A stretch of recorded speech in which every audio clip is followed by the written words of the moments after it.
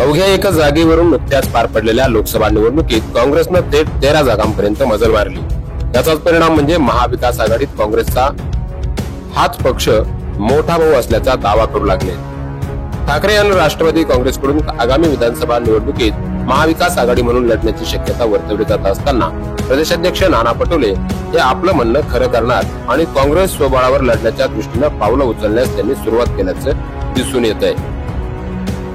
विधानसभा निवडणुकीसाठी काँग्रेस पक्षाने एकीकडे 288 विधानसभा मतदारसंघांची चाचपणी सुरू केल्याचं बोललं जात आहे। याच दरम्यान आता नगरच्या काँग्रेस जिल्हाध्यक्षांनी थेट प्रदेशाध्यक्ष नाना पटोलेंची भेट घेत त्यांना पत्र दिलंय।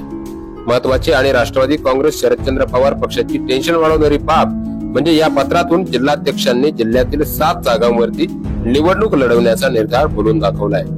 यात सध्या महाविकास आघाडीत राष्ट्रवादी काँग्रेसच्या शरद पवार गटाच्या ताब्यात असलेल्या नगर शहर मतदारसंघाचाही समावेश आहे।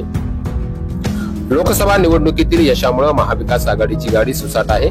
आघाडीतील नेते मंडळीचा रुखही बदलला आहे। जिल्ह्यातील नगर आणि शिर्डी असे 2 मतदारसंघ महायुतीतील मातब्बर नेत्यांचा पराभव करत खेचून आणल्यामुळे आघाडीचा कॉन्फिडन्स चांगलाच वाढलाय। काँग्रेस पक्षाचे अहमदनगरचे जिल्हाध्यक्ष जयंत वाघ यांनी मुंबई गाठत प्रदेशाध्यक्ष नाना पटोले आणि ज्येष्ठ नेते बाळासाहेब थोरात यांची भेट घेतली। या भेटीत त्यांनी पटोले आणि थोरात यांच्याशी आगामी विधानसभा निवडणुकीच्या तयारीविषयी चर्चा केल्याची माहिती आहे। त्यावेळी त्यांनी जिल्ह्यातील 12 पैकी 7 जागा काँग्रेस पक्षाने लढवाव्यात अशा मागणीचं पत्र पटोलेंना दिलंय। यामुळे आघाडीतील मित्रपक्ष असलेल्या राष्ट्रवादी काँग्रेस शरदचंद्र पवार गट आणि शिवसेना ठाकरे गट आक्रमक होण्याची शक्यता आहे। सध्याचं राजकीय गणित बघितलं तर नगर जिल्ह्यातील लोकसभेच्या शिर्डी आणि नगर अशा 2 जागा आहेत। यात शिर्डी शिवसेना ठाकरे गट तर नगर राष्ट्रवादी काँग्रेस शरदचंद्र पवार गटाकडे आहे। विधानसभेचे 12 मतदारसंघ असून त्यात संगमनेर श्रीरामपूर हे 2च मतदारसंघ काँग्रेसकडे आहेत। काँग्रेसचे जिल्हाध्यक्ष जयंत वाघ यांनी पटोले थोरातांच्या भेटीत श्रीगोंदा, नगर शहर, कोपरगाव आणि अकोले या मतदारसंघाविषयी आग्रही भूमिका घेतली आहे। काँग्रेस पक्षाची त्या 7ही मतदारसंघात चांगली ताकद असल्याचा दावा त्यांनी केलाय। पक्षाचे उमेदवार नक्कीच विजयी होणार असल्याचा विश्वास त्यांनी व्यक्त केला। यावरती शरद पवार काय म्हणाले आहेत पाहूयात।